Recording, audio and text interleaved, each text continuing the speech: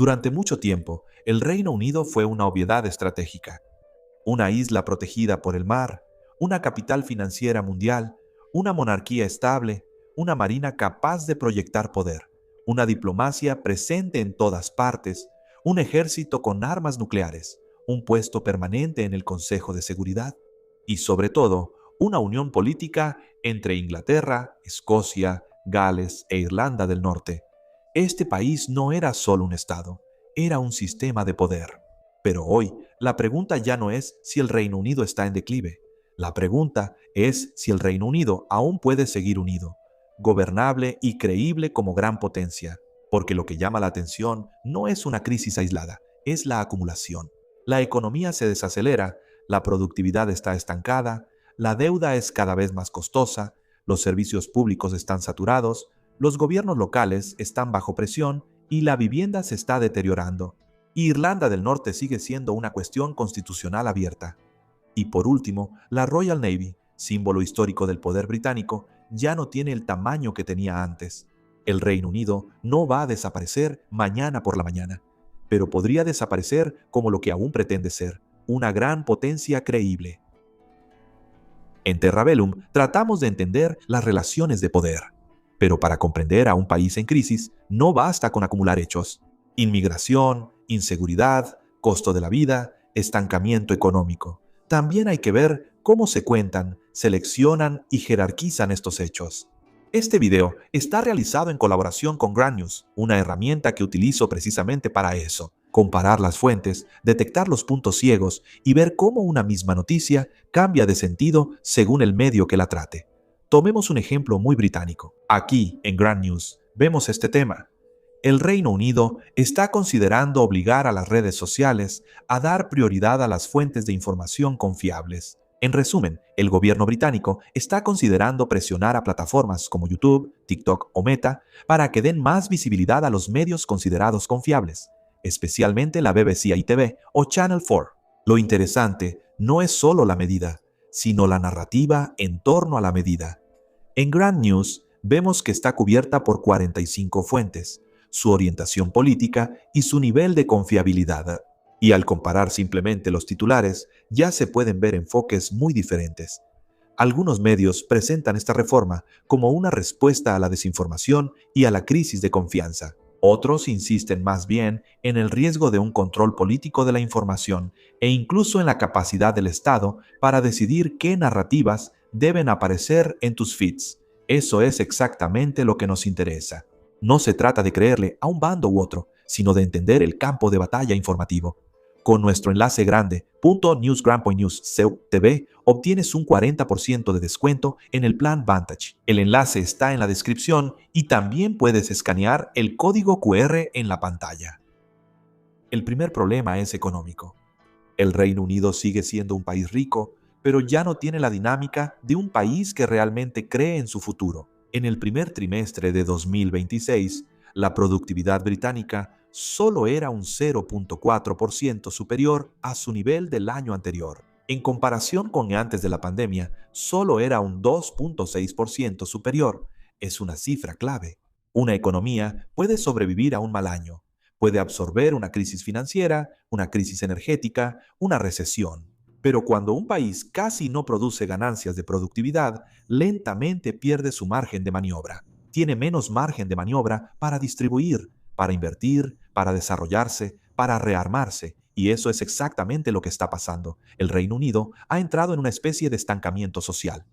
Los salarios reales avanzan, pero lentamente. El costo de la vivienda sigue siendo alto.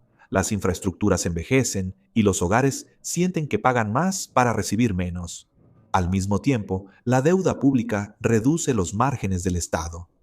En mayo de 2026, el Reino Unido pidió prestados 23.3 mil millones de libras en un solo mes. Los intereses de la deuda del Estado central alcanzaron 11.7 mil millones de libras en ese mismo mes de mayo.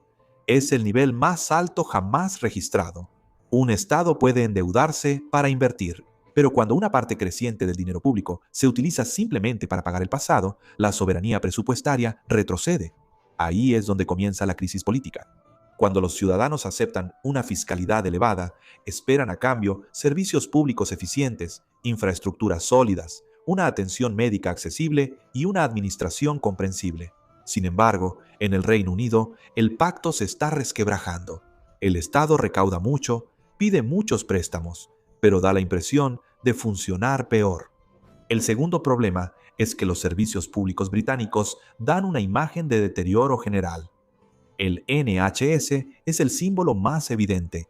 En abril de 2026, según el análisis de la BMA, la lista de espera alcanzaba 7.22 millones de casos, es decir, aproximadamente 6.11 millones de pacientes. Aproximadamente 100.000 pacientes esperaban desde hace más de un año. Esta cifra no es solo sanitaria, es política.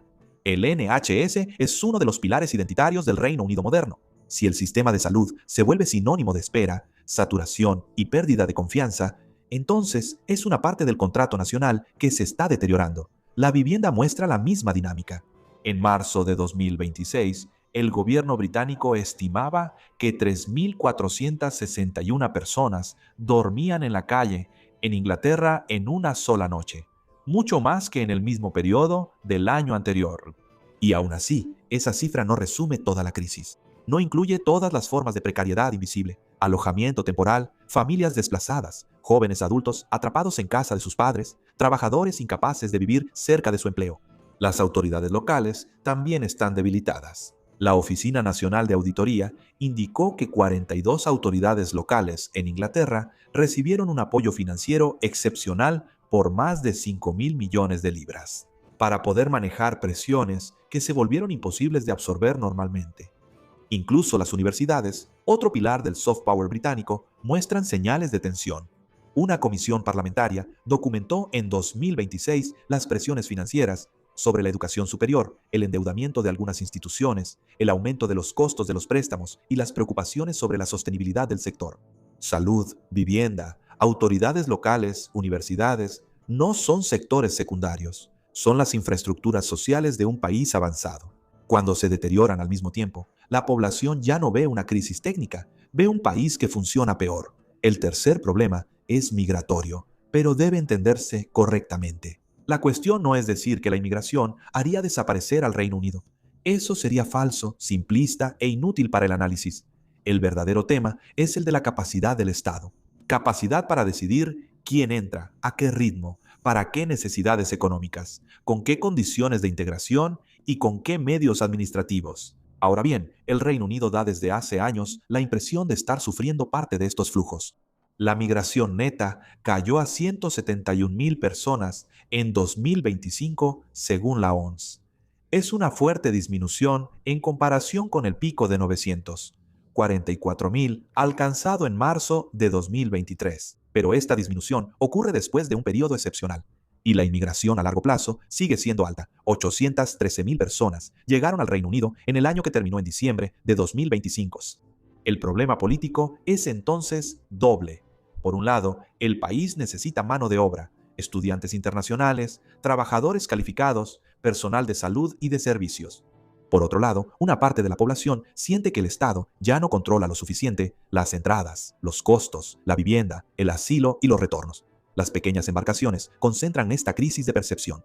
Para el año que termina en marzo de 2026, las estadísticas británicas indican aproximadamente 44.000 llegadas detectadas por rutas ilegales, de las cuales 39.000 fueron por pequeñas embarcaciones, es decir, alrededor del 90%. El tema se vuelve entonces menos demográfico que institucional. Cuando un Estado ya no logra convencer de que controla su frontera, pierde un atributo fundamental de su soberanía. Y cuando esta impresión se combina con la crisis de la vivienda, la saturación administrativa y las tensiones presupuestarias, se convierte en un combustible político. El cuarto problema es político. Desde el referéndum sobre el Brexit en 2016, el Reino Unido ha pasado por una cantidad anormal de dirigentes. En julio de 2026, después del anuncio de la dimisión de Keir Starmer, el país se dirigía hacia su séptimo primer ministro en 10 años. Es considerable. La democracia puede cambiar de líder, pero cuando cambia constantemente de dirección, produce incertidumbre.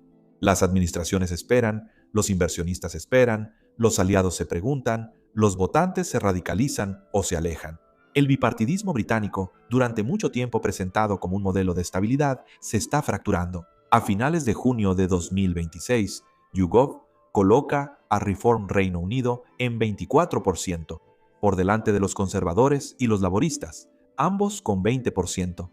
No es solo una encuesta, es el síntoma de un sistema que ya no logra absorber la ira dentro de estos dos grandes partidos tradicionales. El Brexit se suponía que restauraría la soberanía. Sobre todo, abrió una década de conflictos sobre lo que todavía significa la soberanía británica. Soberanía parlamentaria, soberanía fronteriza, soberanía económica, soberanía territorial. Al Reino Unido no solo le falta crecimiento, también le falta dirección. Y cuando un país ya no sabe claramente qué rumbo quiere seguir, se vuelve más difícil mantener unidos intereses tan diferentes como los de Londres, Escocia, Irlanda del Norte, Gales y las regiones inglesas marginadas. El quinto problema es que el Reino Unido no es un Estado-nación simple, es una unión. Inglaterra domina demográfica y políticamente, pero Escocia, Gales e Irlanda del Norte no son simples regiones. Son naciones constitutivas con sus propias instituciones, memoria política e intereses propios. En Escocia, el referéndum de 2014 rechazó la independencia con un 55% contra un 45%. Pero más de 10 años después, el Institute for Government señala que la opinión sigue profundamente dividida, con casi la mitad de los votantes que continúan apoyando regularmente la independencia en las encuestas.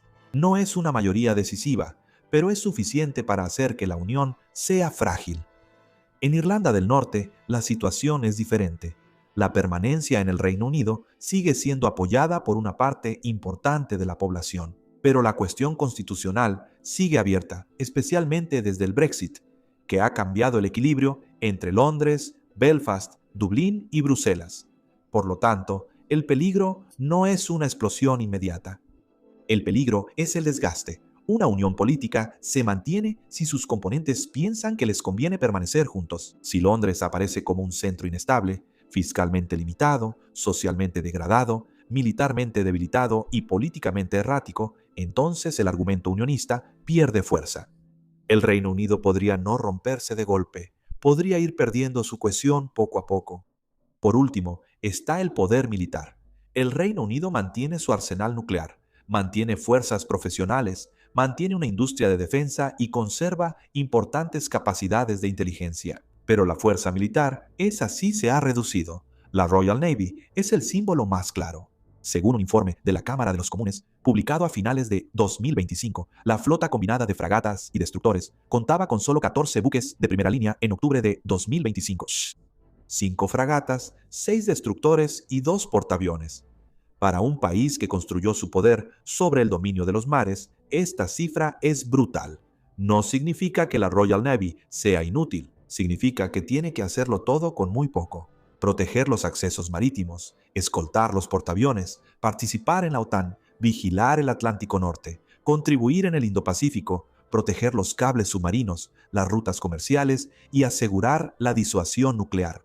Incluso los programas modernos están bajo presión. La Oficina Nacional de Auditoría indicó en 2025 que el Reino Unido había recibido 38 FF-35, con un objetivo de 48 aeronaves para finales de abril de 2026, en un programa afectado por retrasos, restricciones financieras y dificultades del programa general. El Reino Unido todavía quiere pensar como una potencia global, pero una potencia global necesita medios globales. Esa es toda la contradicción británica. El país conserva los atributos de su rango: asiento en el Consejo de Seguridad, disuasión nuclear, la City, universidad, idioma inglés, monarquía, alianza. Pero detrás de los símbolos, las limitaciones se acumulan.